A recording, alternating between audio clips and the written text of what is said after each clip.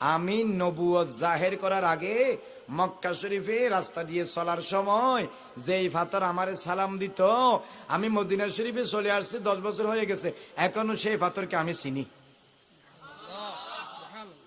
মক্কা শরীফে কি পাথর একটা না কুটি কুটি? অনেক এখন সালাম দিদি, অনেক 10 বছর বাদ আরো ফরে গিয়ে, 10 দিন বাদ আরো ফরে গিয়ে, অনেক খন যায় অন্য তাই সিনির ফাল্লার বহুত দেরি দেখি। আমার নবীজি বলছে মানুষ ইনসান দূর কি বাত হে, মক্কা শরীফের রাস্তার পাশে পরে থাকা পাথর আমি নবুয়ত জাহের করার আগে, মানে 40 বছরের আগে, আমি যখন মক্কার অলিতে গলিতে এই রাস্তা দিয়ে বারবার চলতাম, ওই পাথর আমার দেখলেই সালাম দিতেন, দেখলেই সালাম দিতেন, দেখলেই সালাম দিতেন। ওই পাথরকে আমি এখনো বলি নাই, এখনো চিনি।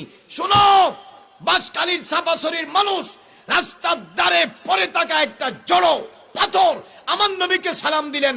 শত বহু সময় পরেও আমার নবী, আমি তারে এখনো চিনি।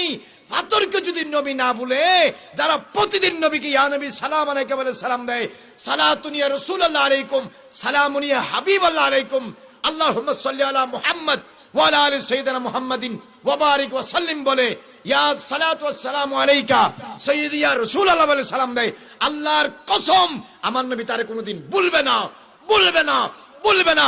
কবরে, হাসরে, নসরে যখনই দেখবে মুস্তাফা চিনতে পারবে। বল করে বলুন না সুবহানাল্লাহ।